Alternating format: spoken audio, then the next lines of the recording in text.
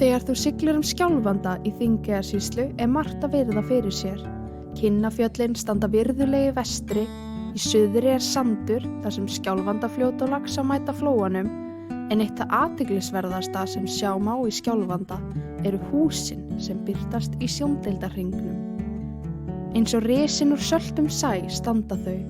Fyrir aðkomufólki gætu þau virst vera fljótandi, en þeir sem betur vita þekkja þar eyju sem ekki sést fyrir nær komið. Eyja þessi, eins og svo margar aðrar á Íslandi, hlaut nafnið Flatey.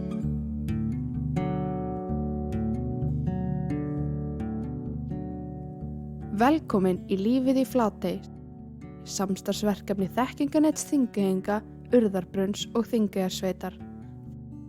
Þáttur 1. Líf og leikur í Flatey.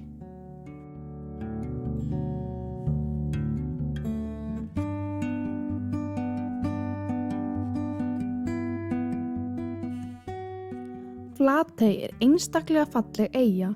Þegar nálgast höfnina taka á móti manni hvít hús með þök í öllum regnbogans litum og virðuleg kirkja öll í góðu ástandi. En þrátt fyrir það býr enginn á Flatey, allavega ekki allan ársins hring. Fyrrum eyjabúar og afkomendur þeirra hafa þó tekið það að sér að halda eyjunni sinni í góðu ástandi. Guðmundur Aðalbjörn Hólmgeirsson, kallaður Alli, einn þeirra sem hefur haldið utan eyjuna. Ég tók viðtal við hann.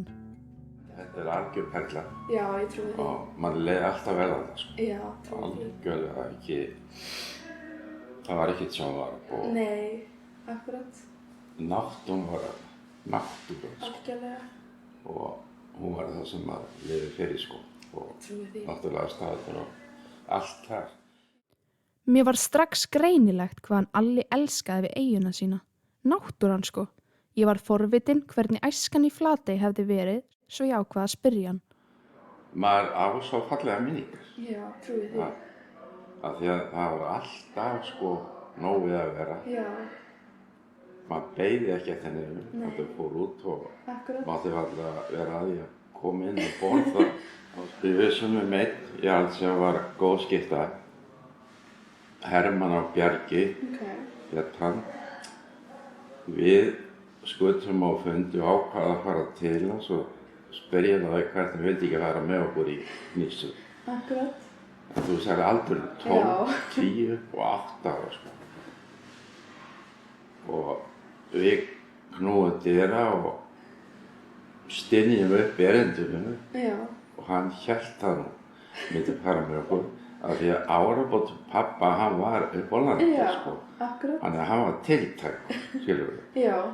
Við förum heim og fengið Hermann og Bjargi með okkur og vintustur til að setja bátþau fram.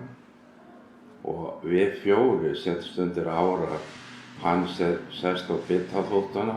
Við róum núna hálftíma í áttina þessum með, sem bátþarnir voru. Já.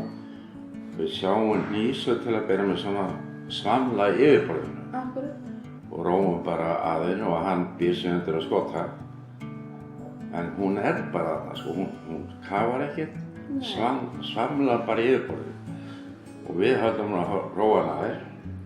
Og Hermann og Bjargi, þegar við komum að henni, hún fer ekki neitt, sko, hún bara svamlar. Þannig við róum bara að henni, hann skiptur henni ekki, heldur grípur henni sporðið og dregur henni niður.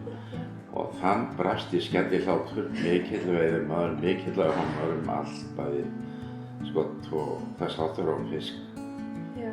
Svo höldum við áfram að róa, fáum 3 nýsir viðbót og róum svo heim á kvöldi. Allir hæstánnaður og sælir. Já. Og þetta var mjög eftirminnilegt.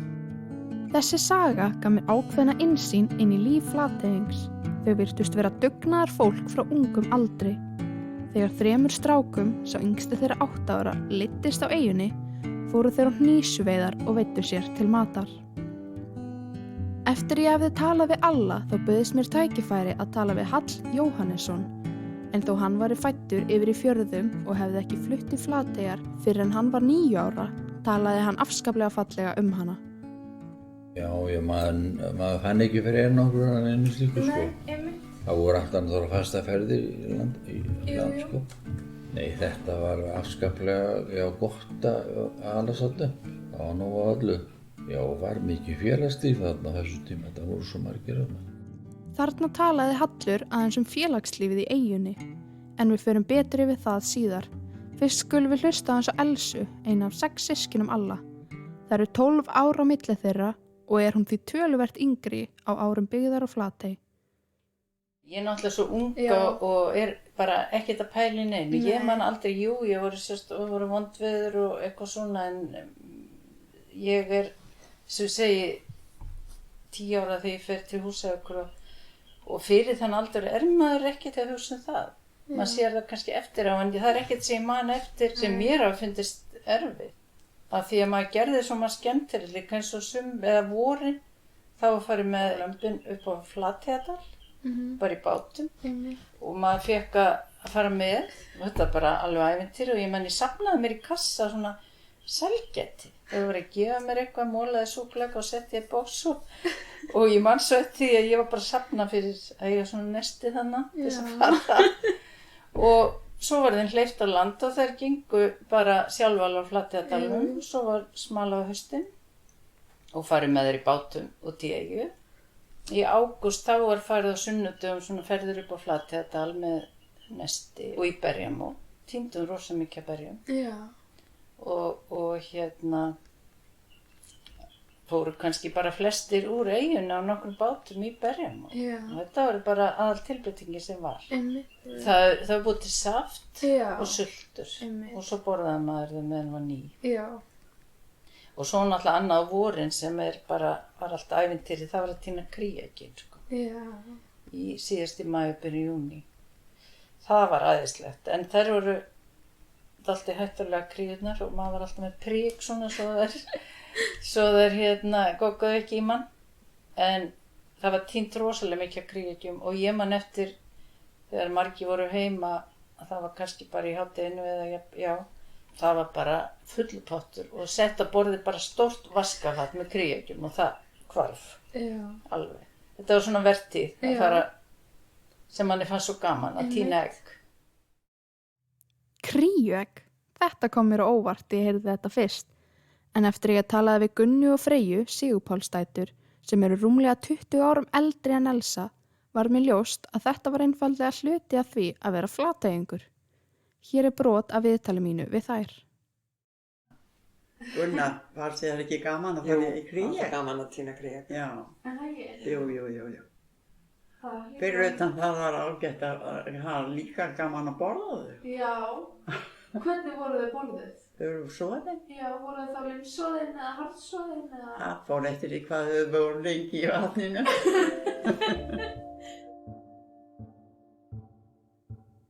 Systurnar bjuggu yfir einstakri kímnigáfu, en þrátt fyrir þeirra lífsglaða viðhorf hafði æska þeirra verið langt frá því að vera auðveld.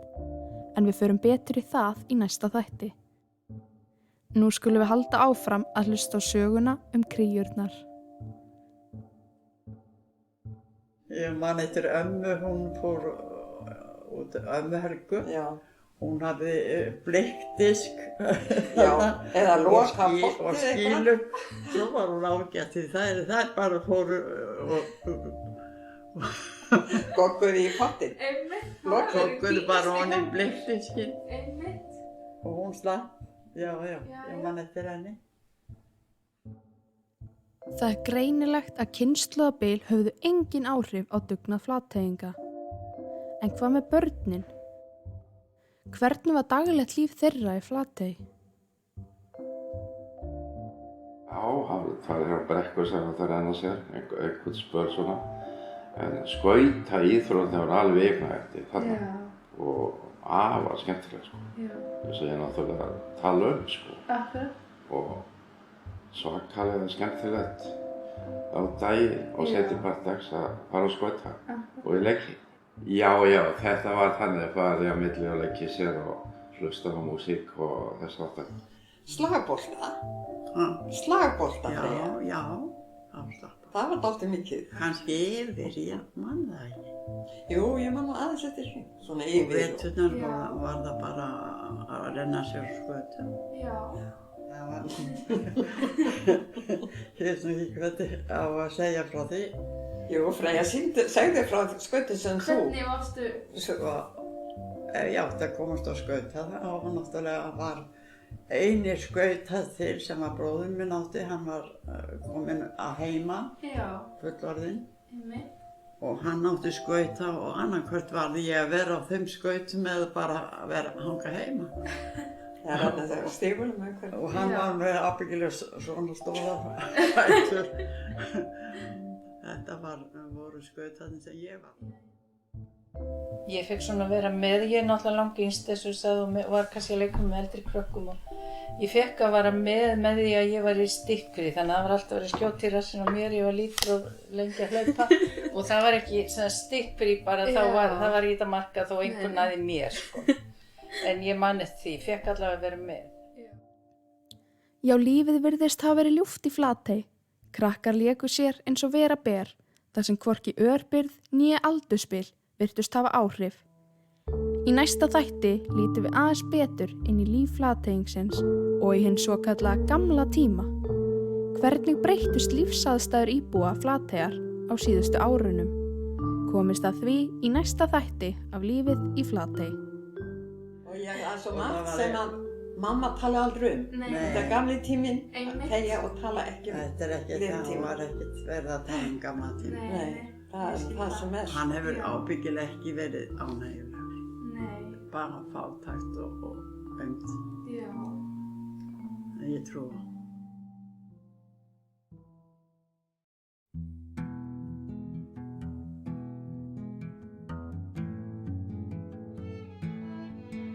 Lífið í Flatey er samstarfsverkefni Þekkinganets Þingeyinga, Urðarbrunns og Þingeyjarsveitar.